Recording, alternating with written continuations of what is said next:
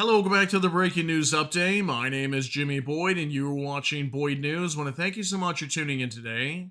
I'm back with another update coming out from the war between Russia and Ukraine, and I've got a very big lineup of news that I'd like to brief you all on today.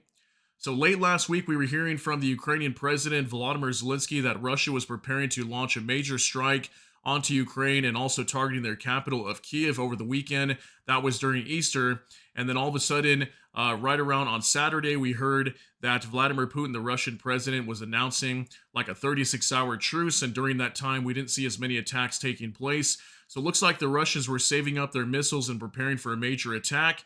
And it looks like it happened last night. Okay, we had around close to 70 ballistic missiles fired into Ukraine. I think it was 66 being announced by Ukraine's general staff for their military. We had different types of cruise and ballistic missiles entering into Ukraine, many of them striking their targets. The city of Kiev and the capital heavily hit hard. This is actually a picture of Kiev coming out last night as some of these missiles were directly striking residential buildings. We had very unfortunate reports. I think 9 people killed in these attacks, well over 70 injured, more than 40 people in the hospitals right now, just inside Kiev alone. Yeah, once again, a very barbaric attack from the Russians last night. So take a look at your screen here. Russia launches a massive missile and drone attack overnight in Ukraine. Russia attacked Kiev with an hours-long barrage of missiles and drones overnight, killing at least 8 people, injuring more than 70 in its deadliest assault on the Ukrainian capital since last July. So yeah, this has got to be one of the worst attacks we've seen in a little while, especially targeting their capital. So we're going to go over some of this information. I've got videos coming out and pictures showing all the damage, especially inside of Kiev. I think Kharkiv was being attacked last night. We also had well over 140 drones going into Ukraine last night as well. And I believe the Ukrainians were also launching their own volley of drones into Russia last night also. And we also have some reports coming out from European leaders responding to this attack last night. They are not happy with seeing this and saying that Russia is not ready for peace. We even have a statement coming out from Trump, believe it or not, the US president, condemning this strike last night, but probably not in the way that you guys would expect. So I'll show you guys the report coming out from him as well. Let's go ahead and jump into the news, guys. So much news to get into today. We'll start here from Jason J. Smart on X. Massive Russian attack on Ukraine now. Kiev hit hard. Residential and civilian buildings burning. Worst assault in months. All parts of Ukraine are under air raid warning. Trump and Rubio have blood on their hands. Okay, so he's showing us a little air raid map showing pretty much every single region in Ukraine under air raid alerts. And many of these missiles were hitting, from what I saw, up in northern, eastern, and southern Ukraine is primarily where a lot of these hits were at. But Kiev was definitely hit very hard once again last night. And another message from Russia showing that they are not ready to end this war. And I've stated it so many times. I personally don't think that Russia is prepared to end this. I think they want to go all the way to the end. And Russia's economy is set up right now for a wartime economy. I can't see them ending it so abruptly. So let's go ahead and jump on to our next update here. Maria Avdiva, Russia launched 70 missiles and 145 drones, one of the largest attacks on Kiev yet. Ukraine urgently needs air defenses, not appeasing Moscow. So here's kind of a map showing the trajectory of a lot of these missiles. You can see Kiev definitely being hit hard here. Some over towards western Ukraine, and then also northeastern up in Kharkiv. We have the Dnipro region right here, and then this would have been Mykolaiv down here near the Kherson region, also heavily being attacked. Okay, so major missile attack onto Ukraine last night. It looks like a lot of these drones were also attacking the same areas. You can see these little drone symbols here. Looks like they were definitely targeted in specific areas of Ukraine.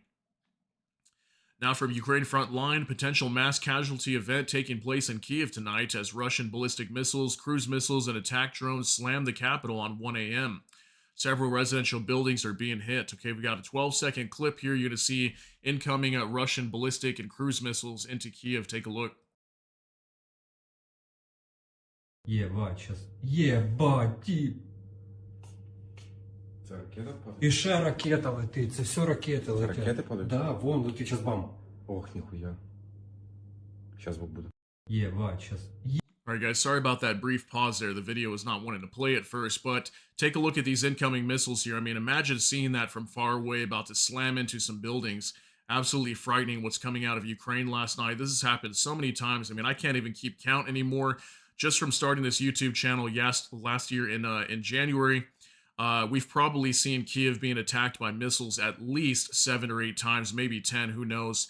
This is pretty often that we see these kinds of attacks on their capital. Okay, so let's move on to another update now from UA Voyager.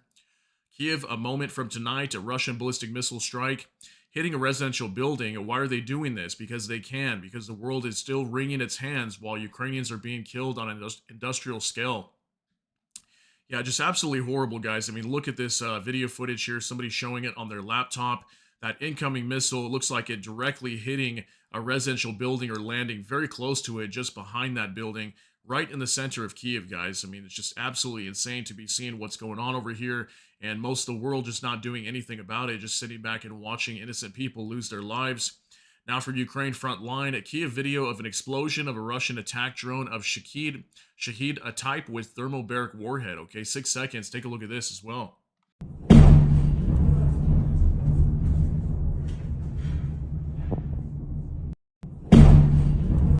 All right, guys, these are absolutely frightening as well. I mean, look at the explosion from these drones with these thermobaric warheads. I mean, when they explode, they produce a much larger volume of smoke and fire as the thermobaric munition in there. When it explodes, it disperses like an aerosol that eventually ignites and makes a much bigger explosion. A lot of times, if this aerosol can get in through cracks of windows or doors, it can get underneath into apartment buildings and burn people on the inside. So very, very crazy, guys. Now we'll jump on to another update from Kate from Kharkiv. Kharkiv, mourning Russian missiles. Okay, 20-second video. Also, this came out of Kharkiv early this morning as pretty much the entire night, Ukraine was being attacked all the way through into the early morning when the sun was coming up. Take a look at this.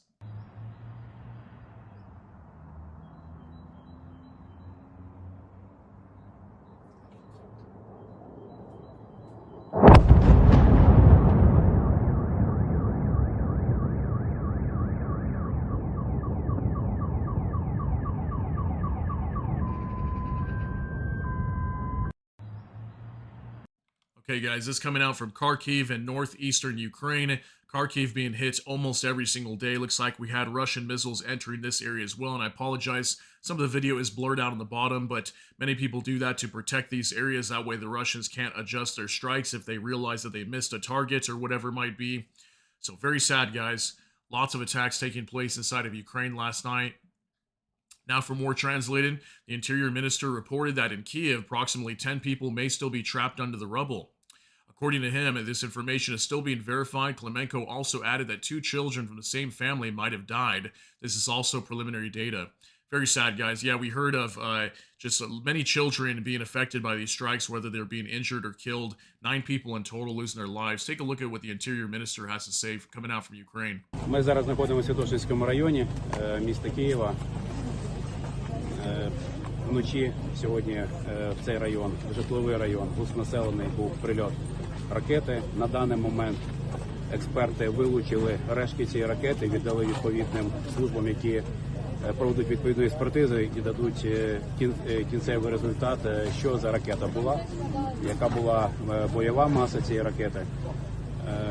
Що стосується роботи нашої спільної, то можу сказати, що на даний момент ми чітко можемо сказати про 8 загиблих. Дев'ята особа, яку ми рахували загиблою, це були рештки тіл, які також зараз на експертизі, в судово-медичній експертизі. І у нас більше 70 людей отримали поранення, 44 особи зараз знаходяться в медичних закладах. Ми зараз знаходимося тут.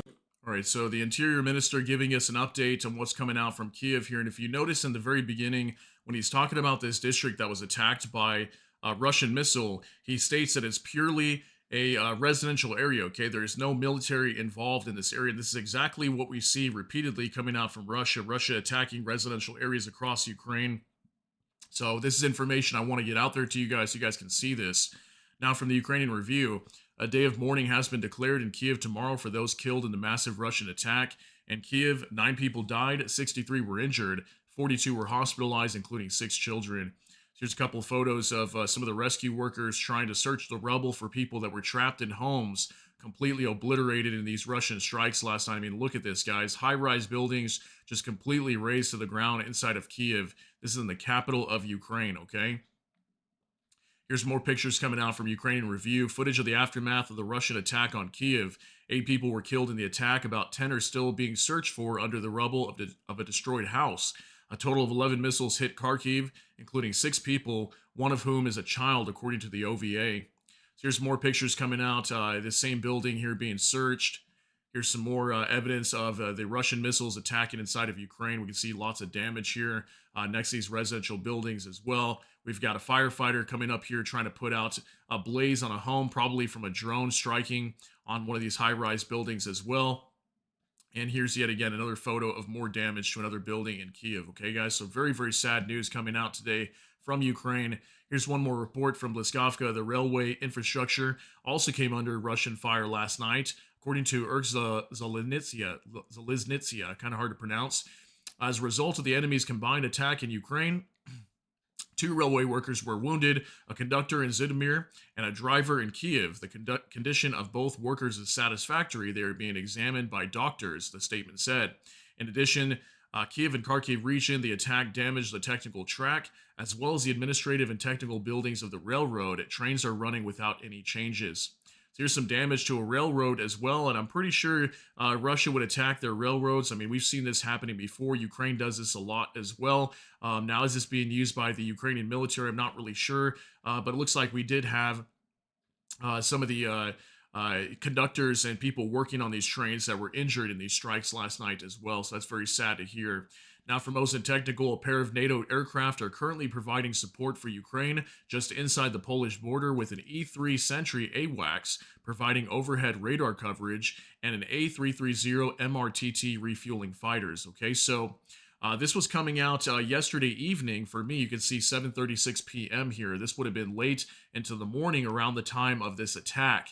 So I'm not sure if these NATO aircraft were helping out Ukraine, as maybe Ukraine had some intel that this attack was about to take place, and maybe NATO got up in the skies over here inside of Poland to help Ukraine and give them some intelligence on where these missiles were incoming at, so people could prepare for these strikes. So that's actually one of the first times I've seen reports like this coming out where NATO's actually helping out Ukraine right before a strike was taking place.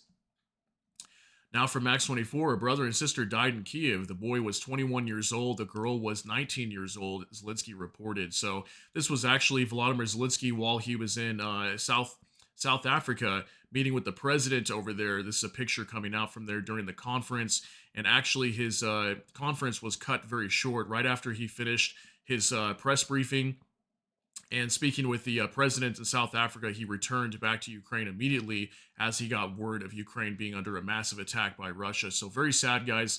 Young brother and sister losing their lives, 21 years old and 19 years old. I can't imagine. Now for Max 24, Kaja Kallis, while claiming to seek peace, Russia launched a deadly airstrike on Kiev. This isn't a pursuit of peace, it's a mockery of it. The real obstacle is not Ukraine, but Russia, whose war aims have not changed. Yes, so I would have to agree with that. I mean, again, like I've told you guys so many times, Russia's not prepared to end this war right now. And it's very crazy because Ukraine is actually being blamed for a majority of it. Although Ukraine, just not too long ago, about a month ago, agreed to an unconditional ceasefire or 30-day ceasefire with Russia, but Russia refused to do so. Instead, they just enacted a temporary truce on attacks on energy infrastructure for the most part, which wasn't even really upheld. Many attacks were still taking place on energy facilities in Ukraine. Now for the Ukrainian Review, Macron, the anger of the U.S. should be directed at one person, President Putin. Okay, this is Emmanuel Macron, the French president. This was his statement regarding the strikes on Kiev today. So you can clearly see he's not very happy with what happened, and kind of hinting the U.S. saying, hey, if anything, you should be mad at Vladimir Putin, not Ukraine and Volodymyr Zelensky, because clearly they're the ones being attacked every single day, right?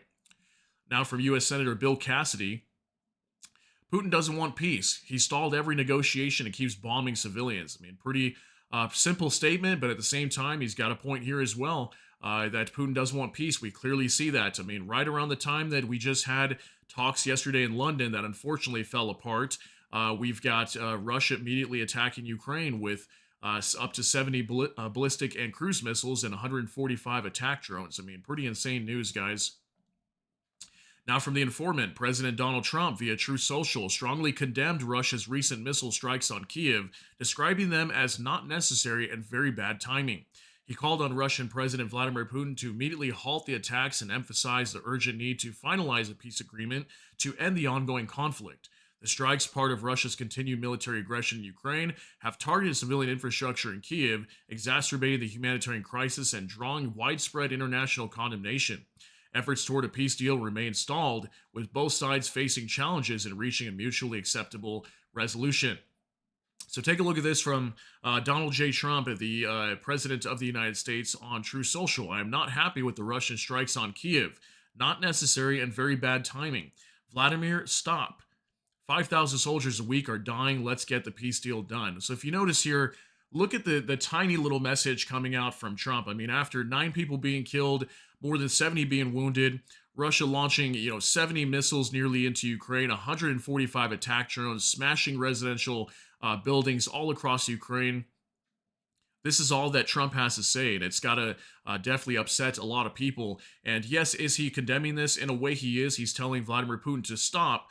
But, just look at the rhetoric on how Donald Trump speaks towards Vladimir Putin versus, Vladimir Zelensky. He speaks very aggressively towards Zelensky, and then with Putin, all he's really saying is just stop, right? So you guys let me know what you think about this. I'm sure it will probably upset a lot of people, but again, I got to let you guys know the news here. I got to let you know what's going on either side. What's Trump saying? What's Vladimir Putin saying?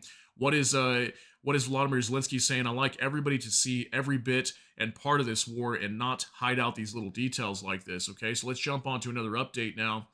Now this is from Kolan. Tonight, Ukraine launched the biggest drone attack against Russia on record. Finally, this country can fight back without shackles. Ukraine has developed its own weapons and isn't afraid to use them. That's a good thing. Okay, so if you notice here, this dated 3:52 p.m., April 23rd, 2025. So just yesterday evening, okay? This would have been an attack going into Russia last night. Now, what I think is very interesting about this is not a lot of information coming out on what was attacked inside of Russia. Now, I'm not sure if a lot of this information maybe just not coming out yet. Maybe a lot of it's being buried due to the focus of the strikes onto Ukraine last night. But I mean, this has got to be one of the craziest maps I've ever seen coming out from drone bombers, showing all these drones going into not only that Crimea, Krasnodar region down here, looks like they're crossing over the Sea of Azov. I mean, just going all over the place, up here north, Tambov region, Voronezh, I mean, everywhere, guys. Pretty much the entire territory of Russia was being attacked on the western side last night. Probably the most drones I've ever seen. So I haven't seen any other reports, though, coming out on if anybody else was reporting the same photo. It's mainly just Koalon here, so I can't completely confirm if Ukraine did launch a massive attack last night, but there were some talk about Crimea being attacked. So take a look at this.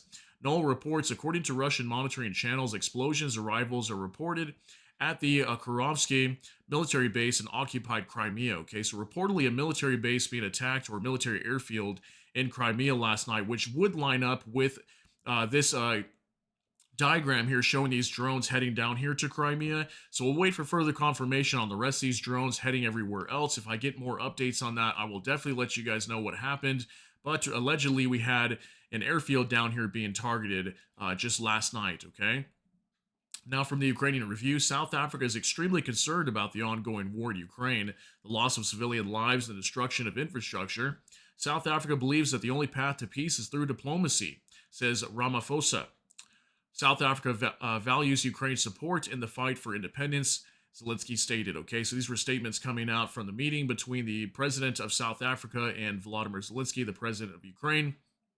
So clearly here, South Africa does stand on the side of Ukraine and stating that they believe that the path to peace is through diplomacy. That, hopefully that can be the case. Maybe they can work things out diplomatically at some point and end this military aggression on both sides. But we know for the most part it's Russia attacking Ukraine, right? Hopefully this war can come to an end safely. But these were some of the statements coming out from that conference today. Now from Anton Gerashenko, the UK has introduced a new package of sanctions against Russia. British government has banned the export of gaming console controllers to Russia, which are being used to pilot drones on the front line in Ukraine. Thank you, UK. A new package comprising 150 new trade sanctions against Russia restricts Russia's access to modern technology and software. Video games controllers used to pilot drones in the war against Ukraine, electronic items like amplifiers and circuits, which the government describes as critical to Russian military development. The package also prohibits the export of chemicals, electronics, machinery, and metals, everything that can boost the power of Russia's military industrial complex. Here's that report from Politico today. UK bans export of killer video games controllers to Russia. Clampdown comes amid 150 new trade sanctions against Russia. So huge amount of trade sanctions, guys. 150, that's quite a bit. And yeah, the UK now banning video game controllers going to Russia. We heard about consoles being banned not too long ago, but now they're banning video game consoles. Okay, so how would you think, like, PlayStation, Xbox, whatever, any type of video game controllers, they don't want Russia to use them because they're using them to attack Ukraine with drones. Okay, very big news there. Now for Max 24. Denmark has allocated 317 million DKK or 42.5 million euros for the purchase of artillery shells for Ukraine as part of the 25th aid package. The supply will be via Estonia. Ministry of Defense Poulsen, we must continue to support Ukraine so that it can resist Russian aggression. Okay, so very big update here coming out from Denmark, supplying Ukraine with artillery shells from Estonia and funding this effort for them. Okay, so looks like more artillery shells coming from Estonia here very soon, funded by Denmark. Now for Noel Reports, Trump says Russia's ready for peace and Zelensky is the problem. He needs to pull the crap out of his eyes and see what happened in Ukraine last night. Russia bombed cities, murdered civilians, set homes on fire. This is terrorism.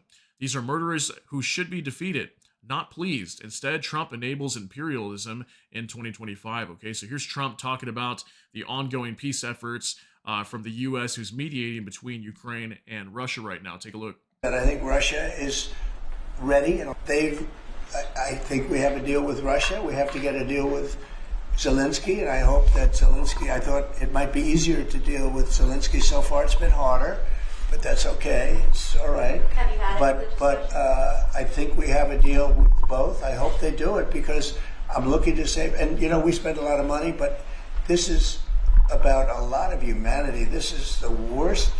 I get the pictures, the satellite pictures. I've never seen anything like it. And I think Russia is...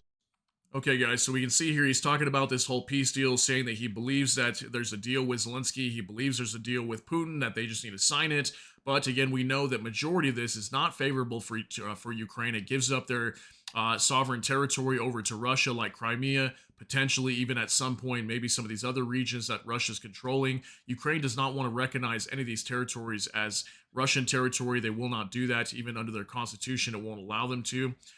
So just crazy news, guys. I mean, once again, we're hearing this a lot from Donald Trump, him stating that there's a deal that's hopefully going to be made. We've been hearing this for months now. We'll see if it actually happens. But again, I believe personally that it's not going to be implemented here just because of the demands coming from Russia's side. And this whole peace deal, really, it just really favors Russia more than Ukraine. I can't see Ukraine accepting it, but maybe I'm wrong. We'll see what happens here in the next few days. Now from Savchenko Volodymyr, when asked by reporters whether the agreement includes U.S. recognition of Russia's annexation of Crimea, Trump replied, "I just want the war to end. I don't care. If they're both happy, they'll both sign the deal. I don't have favorites. I want to make a deal. I want to save their lives." In response to a question about a possible meeting with Putin in Saudi Arabia, Trump said, "I plan to meet with him, maybe, but most likely not. But we can meet shortly after that trip to Saudi Arabia." Okay, so it looks like Putin and Trump could be meeting here very soon after a Saudi Arabia trip that Trump will be taking here very soon. And talking about, Russia's annexation of Crimea and giving that over to Russia, calling it, sovereign Russian territory. Again, I don't see Ukraine doing that. They're not going to agree to it. So we'll see what happens with this deal, guys. But this was a statement coming out from Trump today regarding that whole mess. Now for more translated.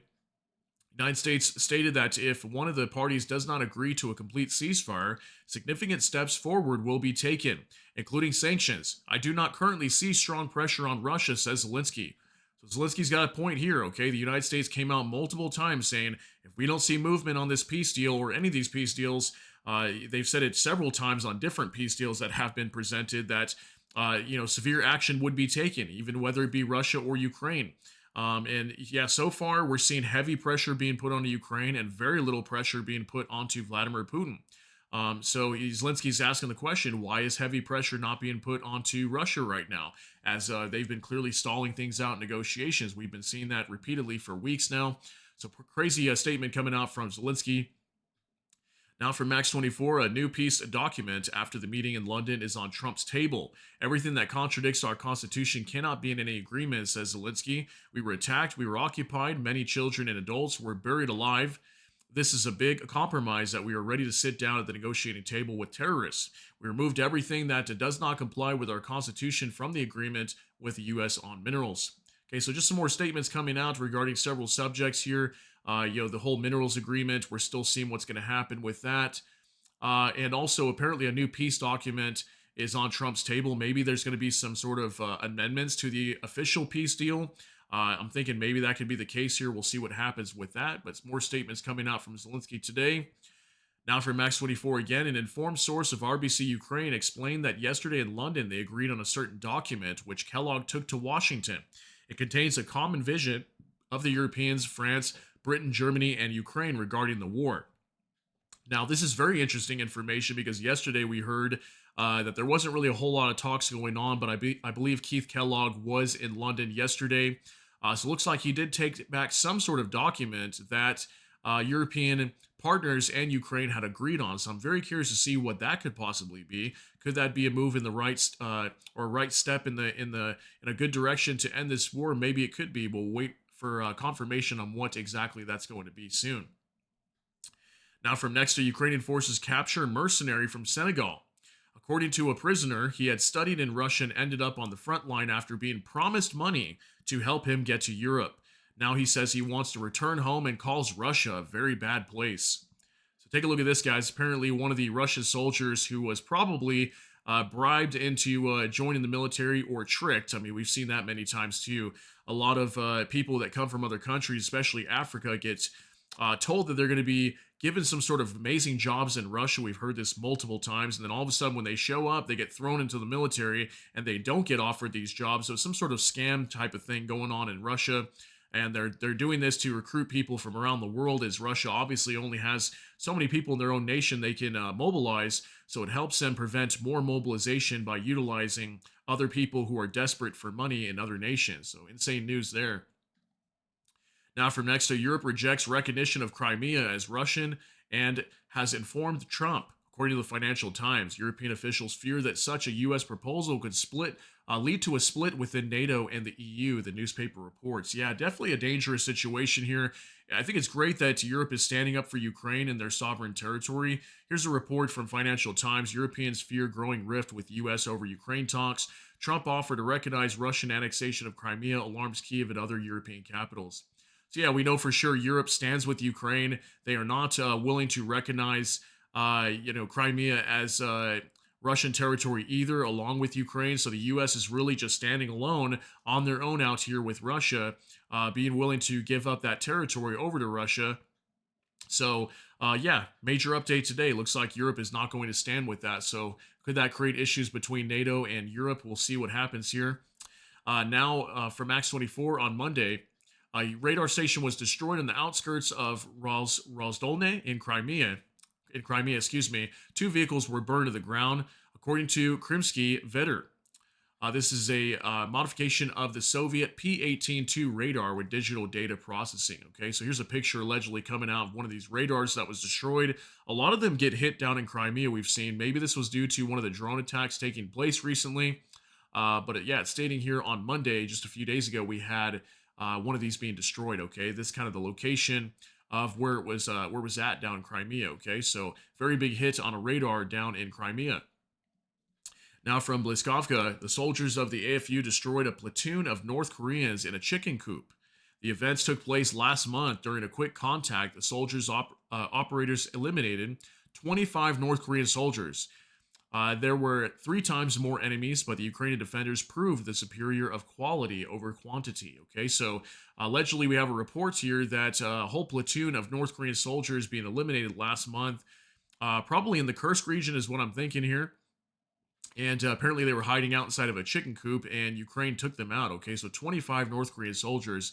That happens to be the case. That's a lot of them being eliminated at one time. Okay, so now let's move on to our last couple updates here from Max 24. Ukrainian air defense shot down 7 out of 11 ballistic missiles, Iskander M and KN 23s, 31 out of 37 cruise missiles, KH 101, 6 out of 12 caliber cruise missiles, 0 out of 6 Iskander K cruise missiles, 4 out of 4 KH-59 and KH-69 missiles, 64 out of 145 Shahed UAVs, 68 drones suppressed by electronic warfare. Aviation, including F-16 and Mirage fighter jets, took an active part in repelling the attack. Ukrainian pilots shot down dozens of air targets.